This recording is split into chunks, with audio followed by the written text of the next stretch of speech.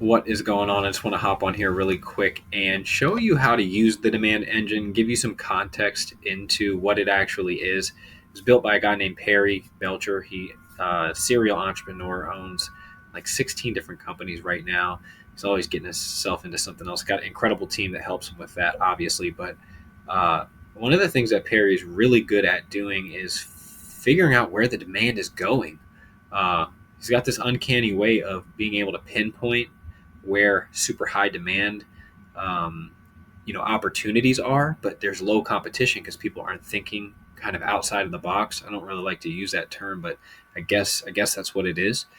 um, but anyways, he's put his expertise into this tool, and so this tool is going to help you find those high demand, low competition opportunities as well. So you'll see that you can use it to just figure out where an opportunity is with AI agents. Or if you were playing with a few ideas inside of your head, you can use it to go back and forth and say, does this one have more real life demand, or does this one have real life demand, like I did here when I prompted it. So putting my money where my mouth is, when we were getting ready to start our AI automation agency, we went ahead and we're trying to figure out where the demand was. Was it teaching people how to build these agents, or actually just providing these agents for them? Or was it going in the route of building the agents for coaches, consultants, and convincing them to start leveraging these AI tools? Where was the most demand? I mean, we understand that there's demand in both places, but um, you know what this spits back is pretty impressive, and we actually used the advice and got success right out of the gate. So very, very cool stuff. Powerful stuff too, because this is stuff that you used to have to do by yourself, but you can really go back and forth with it. As you'll see, I've got a very long chat.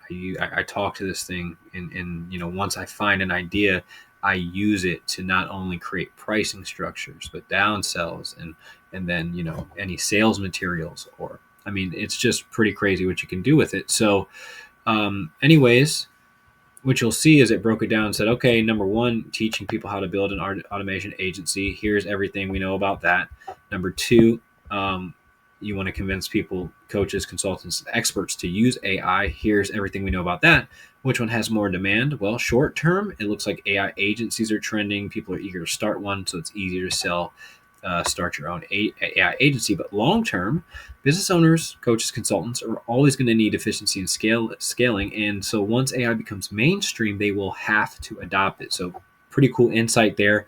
And then a strategy saying, if you want to go the route of teaching people to start your own agency and then transition into a more sustainable model of showing these coaches, consultants, and even agencies how to use these specific agents, that is going to be very high ticket. It's going to be a lot of recurring revenue there, and not much competition because right now no one's really thinking of what pockets of people are these agents going to be very, very good for. So as you can see, I mean, I just have a bunch of stuff, right?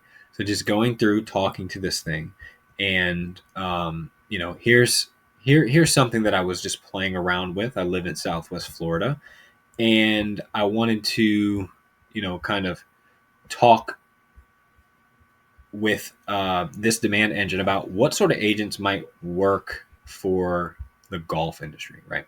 And so it came up with a pretty cool, pretty cool thing, like a concierge chatbot. So I don't know if you're familiar, but with golf, you can, when you live in a golf community, you typically pay a fee to be there, and when you're trying to book tee times, you typically have to call the clubhouse, or maybe they have like an online system. But this was a suggestion of where we could just build a concierge chatbot where the golfer could just send a message or send a voice note that they want to book a tee time, or get the tee times that are available sent directly to them by just saying, hey, send me the tee times that are available for tomorrow.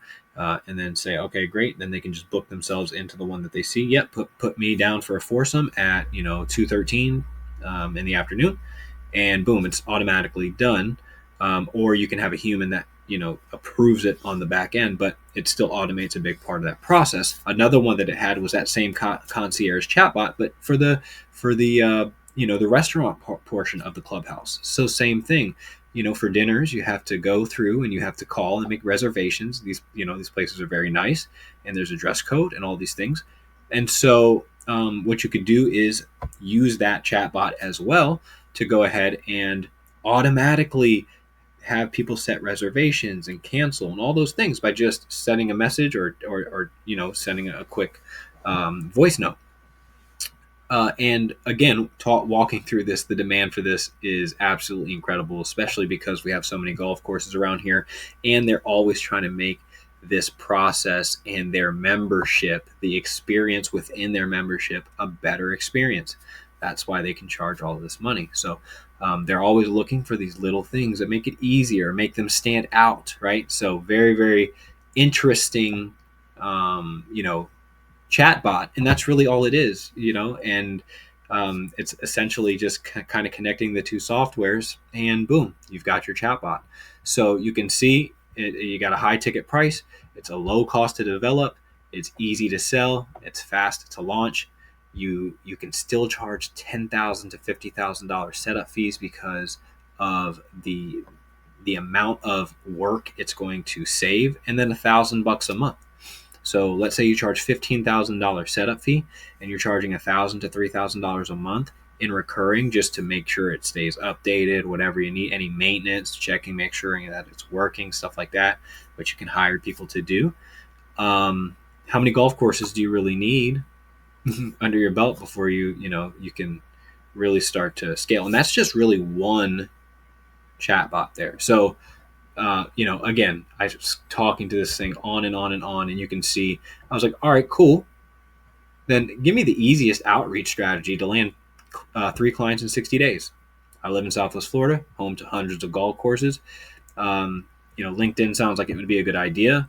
Let's see what you got, right? And just playing around with this thing. And okay, it's like, all right, here's what you do. Boom.